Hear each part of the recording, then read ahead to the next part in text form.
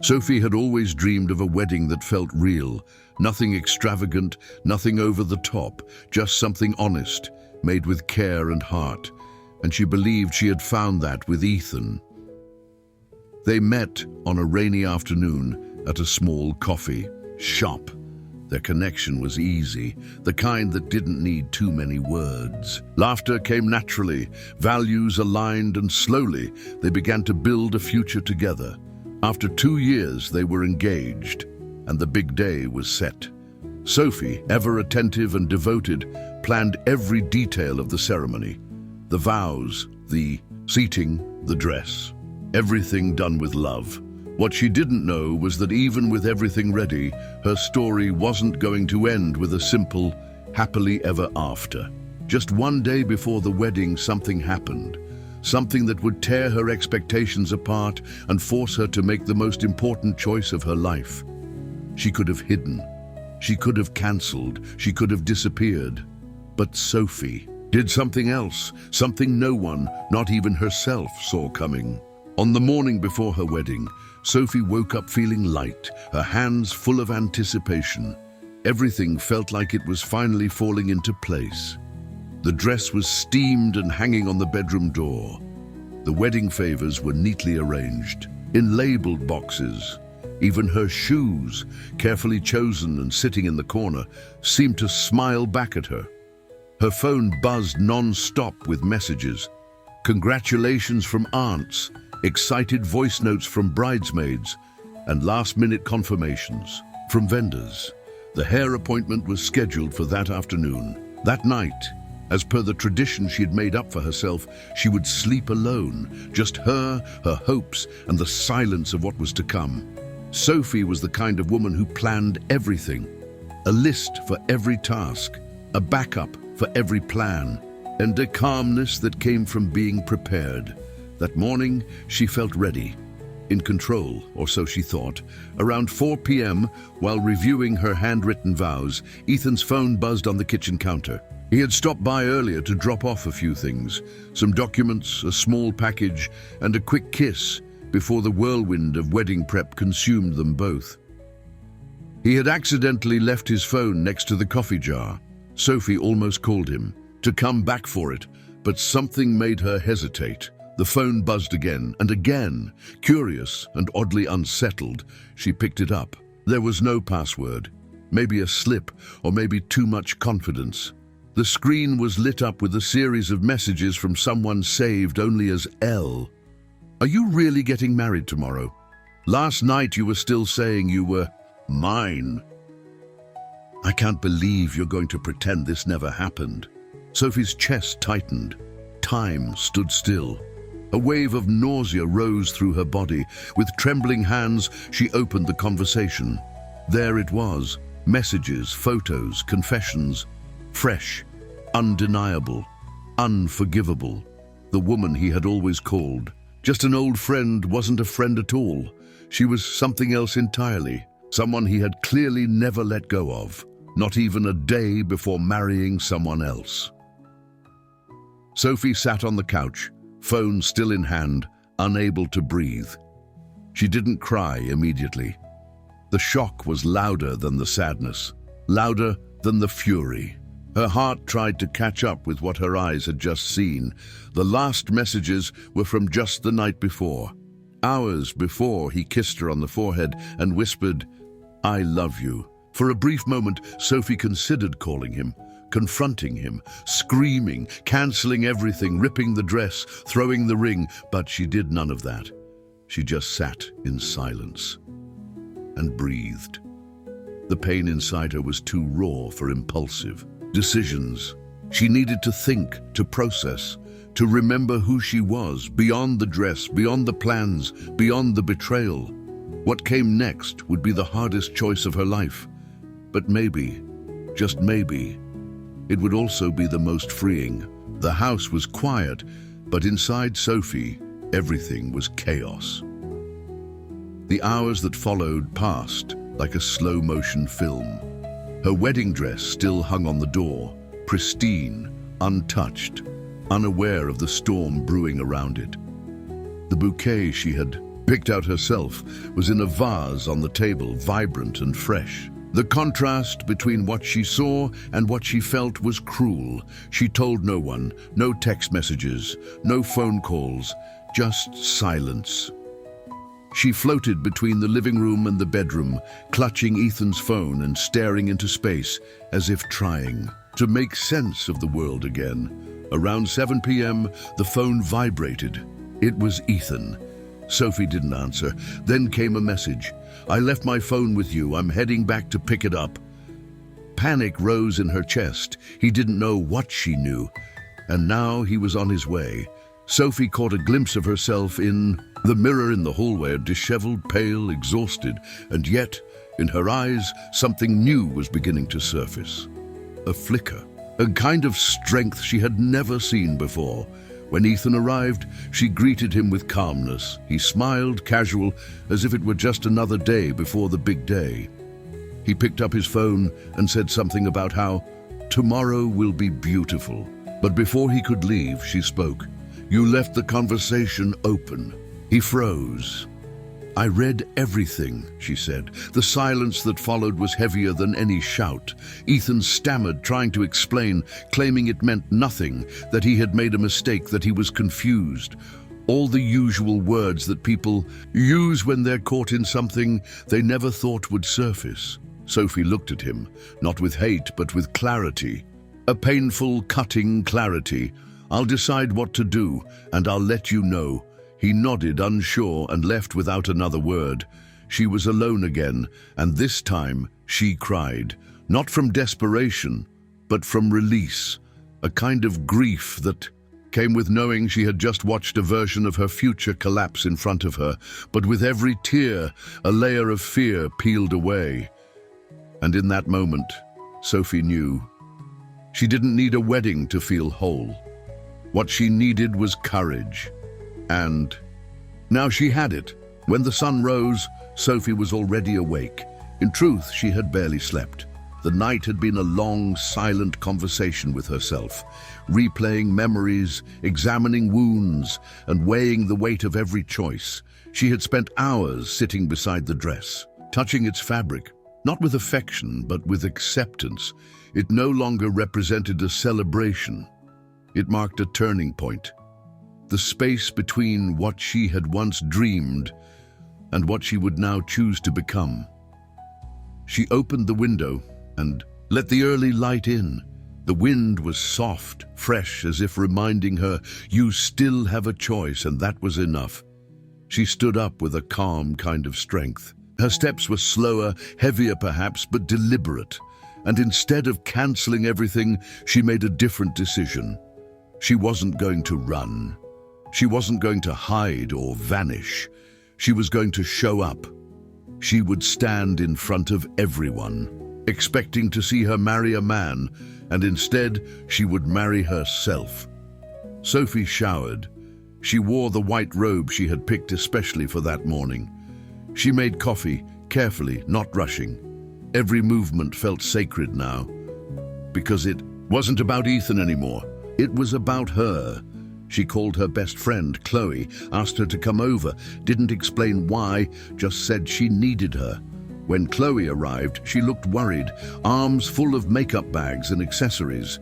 But the moment Sophie opened the door, she knew something was wrong. Sophie's eyes were red, but her face was calm. And when she spoke, her voice didn't shake. She told Chloe everything. The silence that followed was heavy.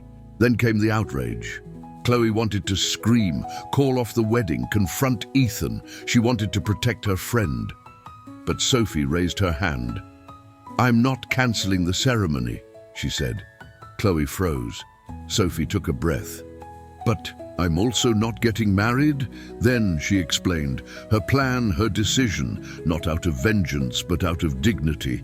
She would take the most painful moment of her life and make it unforgettable, for herself and for everyone who had ever been hurt and stayed quiet. She wouldn't disappear in shame. She would walk to that altar and rise. The ceremony was set for 4 p.m. By 3:40, Guests were already arriving, dressed for celebration, smiling, taking photos, unaware of the storm that had passed through Sophie just hours before. The venue looked beautiful. White flowers, gold accents, soft instrumental music playing under a blue sky, every detail intact. Ethan stood at the altar, nervous, but there. Maybe he thought she had calmed down, that she would forgive him, that the day would still happen. At exactly 4 p.m, Sophie arrived. She wore the dress, her hair was done, her face was soft but different. There was no nervous excitement in her expression, only purpose. She walked slowly, without being led, her eyes focused ahead. When she reached the altar, she didn't take Ethan's hand. Instead, she turned to the celebrant and asked for the microphone. Whispers spread through the crowd.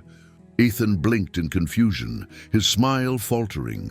Sophie looked at the guests, her voice steady, her back straight. Today was supposed to be my wedding day. I planned every moment with love, thinking this would be one of the happiest days of my life. But last night, something happened, something that changed everything. A hushed silence fell over the audience. I discovered that the person I was going to marry had not been honest with me. I read messages. I saw things no one preparing for a wedding should ever see. Gasps. Eyes widened. Some people looked toward Ethan, who had turned pale. For a few hours, I thought everything was ruined. I thought my dream was over. But then I realized there was still something I could save. She paused. Myself. The stillness was overwhelming. Her words floated over everyone like a warm wind before a storm. I chose not to cancel the ceremony, because even without a wedding, there is still love. Love for who I am, for my story, for what I deserve. So today, I stand here not to say yes to someone else, but to say yes to me. Tears filled the eyes of many. Chloe, standing among the bridesmaids, held her hands tightly. Ethan looked down, exposed but silent. If any of you has ever felt broken, forgotten, betrayed, I want you to know it is never too late to choose yourself. Today I begin again, and that too is love. Applause broke out.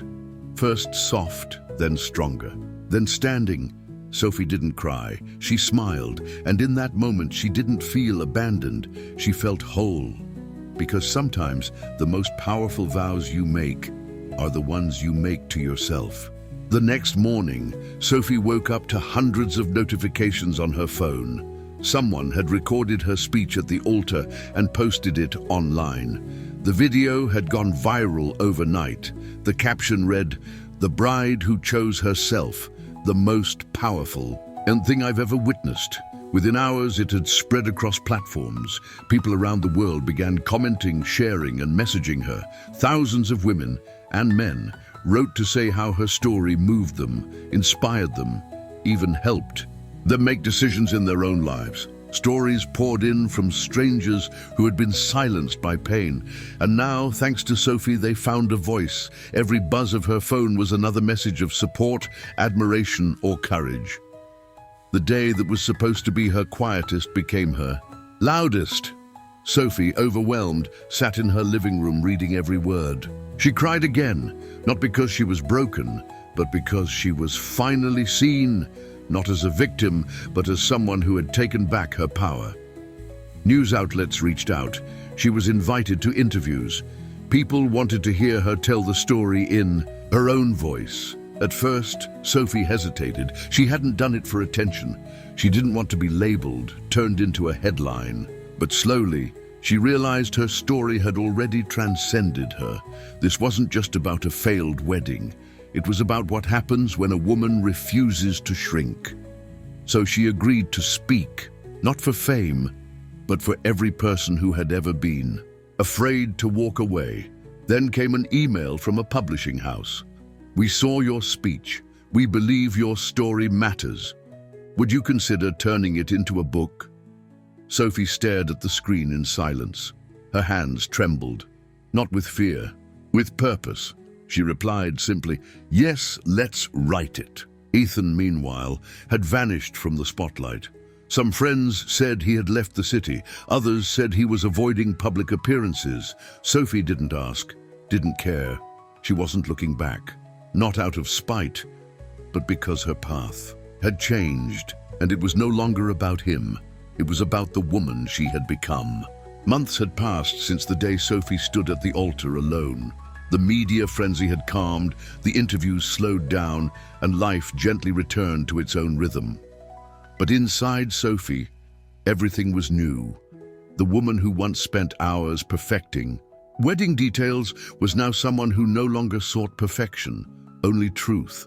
She had finished writing the book. It was called I Said Yes to Me, and it was more than just a memoir. It was a declaration, a story of love, not the romantic kind, but the kind that's forged in heartbreak and rebuilt in silence. She was invited to speak at women's conferences, to lead circles of healing, to share her story in spaces filled with survivors of emotional pain. She was never the loudest voice in the room, but when she spoke, people listened, because every word came from a place that had once been shattered and slowly, piece by piece, healed. Sophie had learned to enjoy her own company. She traveled alone for the first time, sat at cafes with her journal and thoughts, woke up without anxiety, learned to fall in love with her freedom. She discovered new hobbies, reignited old passions, and let go of the timelines she once believed defined happiness. Ethan became just a chapter in her past, not a wound, not a regret, just a page she no longer needed to read again. She didn't become hardened or bitter. She became wiser, more grounded, and softer. In the kind of way that only comes from surviving with grace. Sophie was not perfect. She still had days where she questioned, where the silence echoed a little louder.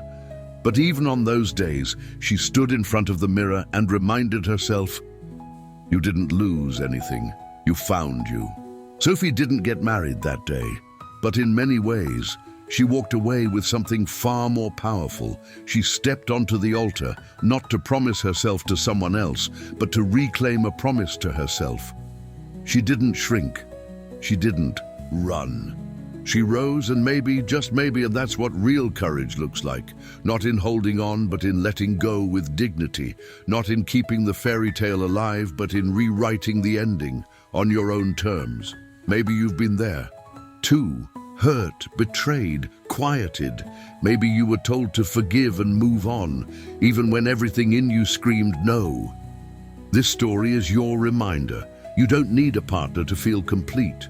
You don't need approval to walk away. You don't need a wedding to wear white. All you need is to choose yourself. If this story moved you, don't keep it to yourself. Drop a comment below if you've ever had to choose yourself over someone you loved. Share this video with someone who needs courage. Like the video so more people find it. And follow our channel for more powerful stories of love, loss, and everything that comes after. Because sometimes the most beautiful beginnings start with a no at the altar.